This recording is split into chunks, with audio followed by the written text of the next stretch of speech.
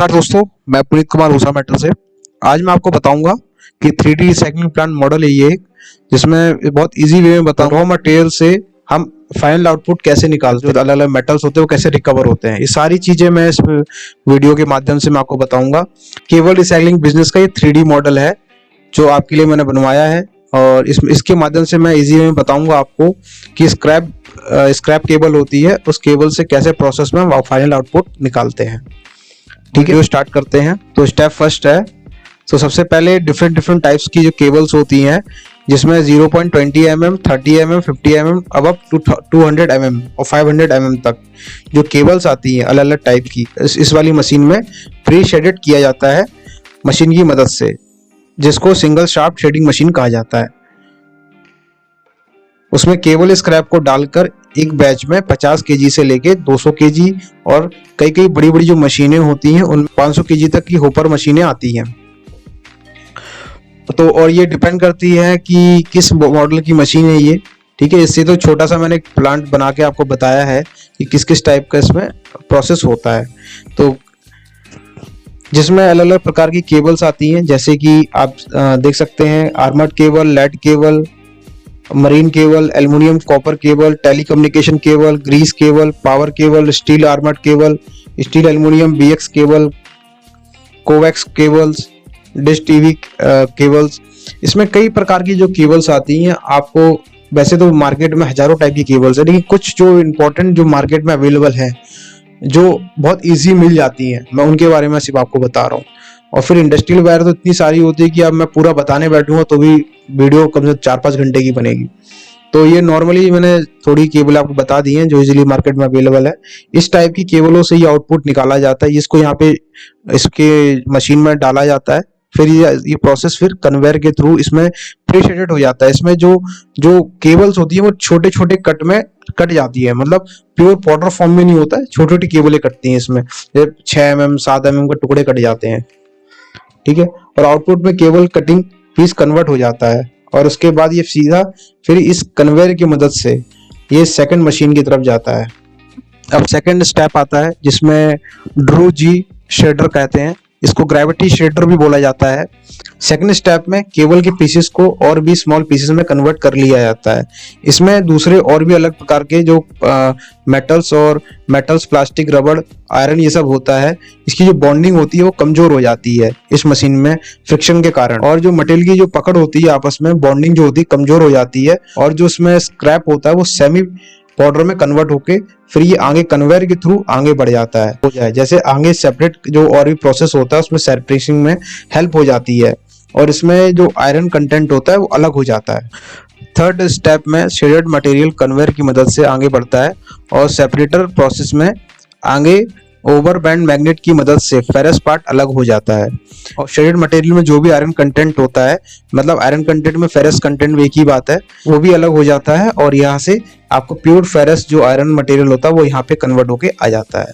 इसके भी छोटे छोटे पीसेस होता है, और ये पूरा फाइनल प्रोडक्ट होता है। इसको आप एज इट इज बेच सकते हैं।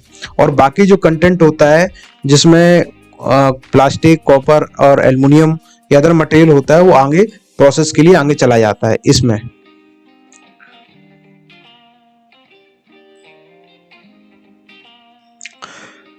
अब फिफ्थ स्टेप में मैक्सिमम शेडर का इस्तेमाल किया जाता है। इस मशीन में जो पाउडर फॉर्म अभी ये पीछे से आ रहा है कन्वेयर के थ्रू, इस मशीन में आके और भी छोटे पाउडर फॉर्म में कन्वर्ट हो जाता है, जिसको फाइनल ग्रेनुलेटिंग करने में आसानी होती है, क्योंकि जो इसके फॉर्म होता है 0.5 mm से लेके 4 mm तक के बीच में रहता है पाउडर का साइज। और सिक्स्थ स्टेप में आने के बाद साइलो है, इसको ड्रम भी कहा जाता है। पाउडर मटेरियल को बाद में साइलो, जिसको बंकर भी बोला जाता है, इसमें कलेक्ट कर लिया जाता है। फिर कंप्रेस एयर की मदद से पाउडर को नेक्स्ट प्रोसेस के लिए पाइप से सप्लाई किया जाता है। 7th प्रोसेस में आप ये देख सकते हैं, ये यहाँ पे ये पाउडर मटेरियल को ये ग्रेनुलेटर पाउडर को फॉर्म को सेपरेट टेबल में डाल दिया जाता है, और कॉपर, एल्युमिनियम, प्लास्टिक, रबड़ सेपरेट होकर अलग अलग जगह पे जाके डंप हो जाता है। और अलग अलग बैग में जो नीचे आपको दिख रहा होगा, ये इसमें कॉपर है, इसमें एल्युमिनियम है, ये प्लास्टिक, इसमें इसको भर के आगे सप्लाई के लिए रेडी कर लिया जाता है। ये हमारा फाइनल प्रोडक्ट होता है कॉपर स्क्रैप से निकला हुआ।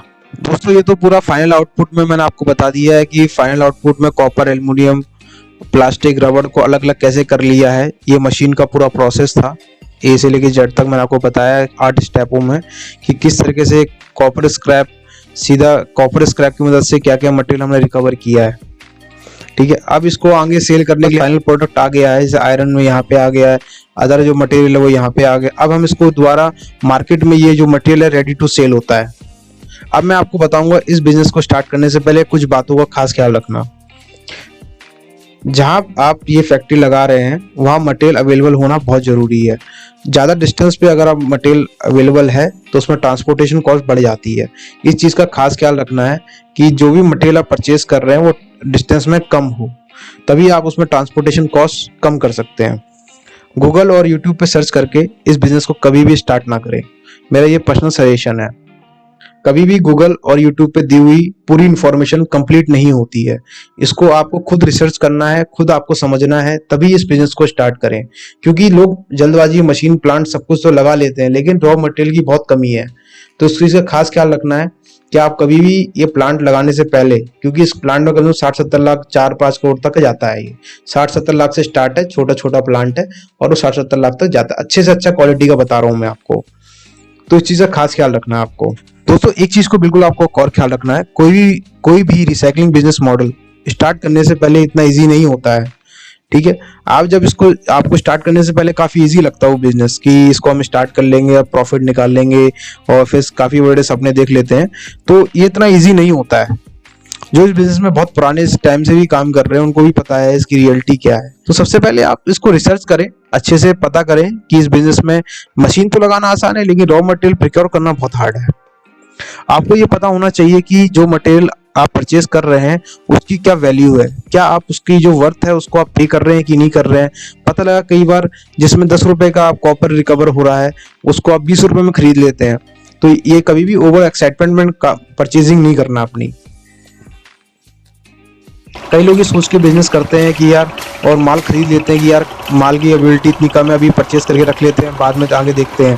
तो वो भी नहीं करना है, क्योंकि मार्केट का, आप मार्केट में जितना भी स्क्रैप सेल परचेज करते हैं वो मार्केट के रेटिंग के अकॉर्डिंग ही करते हैं, उसी पे करना चाहिए आपको।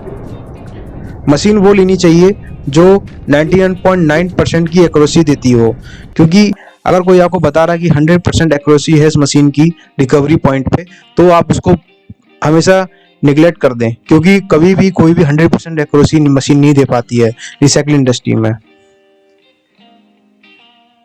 और मशीन का परचेज करने से पहले उसका रिकवरी रेट देखें कि जो उसका जो मेटल्स देख लीजिए, उसमें जो जिस मेटल से बना हुआ है। ऐसा ना हो कि पुरानी मशीन हो, उन्होंने पेंट करके आपको पकड़ा दी हो, बाद में बहुत दिक्कतें आती है मशीनों में। कई लोगों ने, मैं जानता हूँ कि चाइना वालों ने पुरानी मशीनें परचेज करके पेंट करके इंडिया में सप्लाई की है, तो बाद में बहुत परेशानियां होती हैं। इस चीज को खास ख्याल रखना है। इसमें कई प्रकार की गैमलेटर मशीन आती है, जिसमें हाई कैपेसिटी 200, आप ही समझ लीजिए कि 200 केजी पर आवर से लेके 1000 केजी तक की मशीनें आती हैं पर आवर में, जो आपको आउटपुट देती हैं। तो ये आप पे डिपेंड करता है कि आपको किस टाइप की मशीन परचेज करना है, वो आपकी कैपिटल और आपके इन्वेस्टमेंट पे डिपेंड करता है। और इसमें जो पावर कंजप्शन रहता है 98 किलोवाट से लेकर 95 किलोवाट की पावर कंजप्शन वाली मशीनें आती हैं। इसमें भी आपको देखना है कि कहाँ पे आपका फायदा हो रहा, आपको किस टाइप का, कितना मटेरियल आपको मिल रहा है, कितना निकालना है। पहले ये आपको पूरा प्रोजेक्ट अपने खुद से बनाना है या किसी की मदद लेके बनाए, लेकिन बनाना जरूर है। इसके बिना अगर आप बिजनेस स्टार्ट करेंगे तो 100% लॉस है। अगर आपको प्रॉपर गाइडेंस, रिसर्च करके आप बिजनेस स्टार्ट करते हैं तो आपको इसमें 100% फायदा होगा। पहले इसमें आप रिसर्च कीजिए, समझिए और फिर इस बिजनेस को स्टार्ट कीजिए। अगर आपको कोई इसमें हेल्प चाहिए और मेरी कंसल्टेंसी सर्विस आपको चाहिए तो कॉन्टैक्ट मेरा डिस्क्रिप्शन में दे रखा है। थैंक यू दोस्तों, अपना बहुमूल्य समय देने के लिए। नमस्कार।